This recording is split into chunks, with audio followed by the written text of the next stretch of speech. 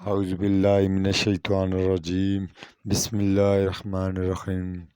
تم حج کے مراسم ادا کر چکو تو اللہ کو یاد کرو جیسے کہ تم اپنے باپ دادا کو یاد کرتے تھے، یا اس سے بھی زیادہ یاد کرو۔ پس کوئی آدمی کہتا ہے ہمارے رب ہمیں دنیا میں بھلائی دے، اور اس کے لیے نہیں ہے آخرت میں کچھ ایسا۔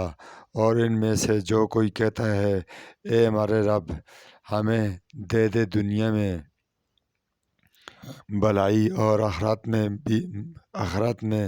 بھلائی، اور دوزخ کے عذاب سے بچا لے، یہی لوگ ہیں ان کے لیے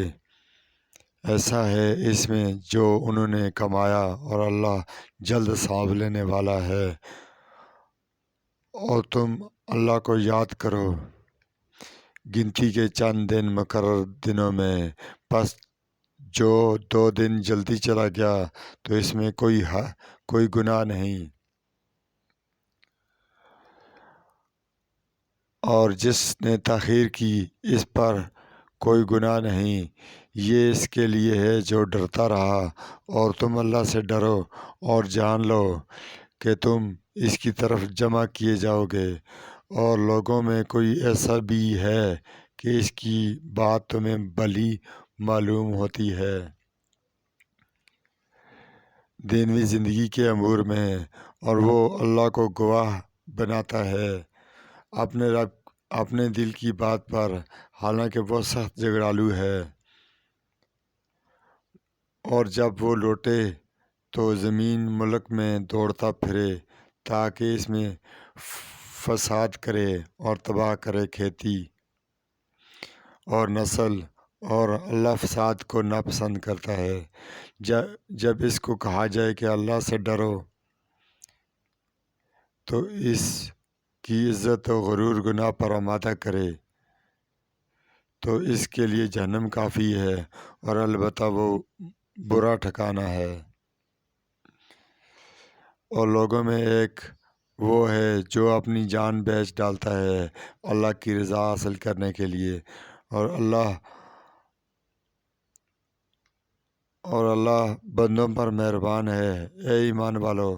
تم اسلام میں پورے داخل ہو جاؤ، اور شیطان کے قدموں کی پیروی نہ کرو، بے شک وہ تمہارا کھلا دشمن ہے۔ پھر اگر تم اس کے بعد ڈگمگا گئے جب کہ تمہارے پاس واضح احکام آ گئے، تو جان لو کہ اللہ غالب حکمت والا ہے۔ کیا وہ صرف یہ انتظار کرتے ہیں کہ اللہ ان کے پاس آئے صاحبانوں میں بادل کے اور فرشتے، اور قصہ طے ہو جائے اور تمام کام اللہ کی طرف لوٹیں گے؟ پوچھو بنی اسرائیل سے، ہم نے انہیں کتنی کھلی نشانیاں دیں، اور جو اللہ کی نعمت بدل ڈالے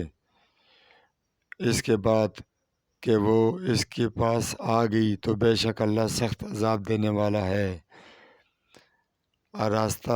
آراستہ کی گئی کافروں کے لیے دنیا کی زندگی، اور وہ ہنستے ہیں ان پر جو ایمان لائے، اور جو پرہیزگار ہوئے وہ قیامت کے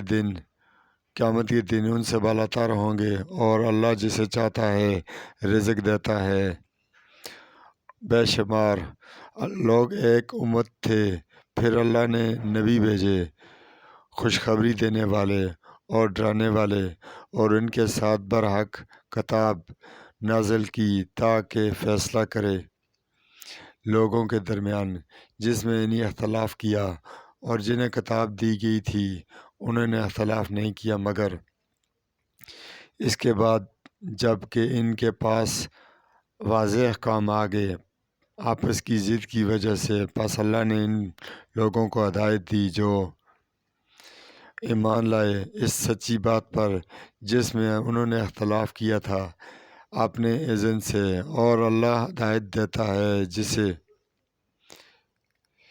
جسے وہ چاہتا ہے سیدھے راستہ کی طرف۔ کیا تم خیال کرتے ہو کہ جنت میں داخل ہو جاؤ گے، اور جب کہ ابھی تم پر ایسی حالت نہیں آئی جیسے تم سے پہلے لوگوں پر گزری، انہیں پہنچی سختی اور تکلیف اور وہ حالات دیے گئے یہاں تک کہ رسول اور وہ جو ان کے ساتھ ایمان لائے کہنے لگے اللہ کی مدد کب آئے گی؟ آگاہ رہو، بے شک اللہ کی مدد قریب ہے۔ وہ آپ سے پوچھتے ہیں کیا کچھ خرچ کریں؟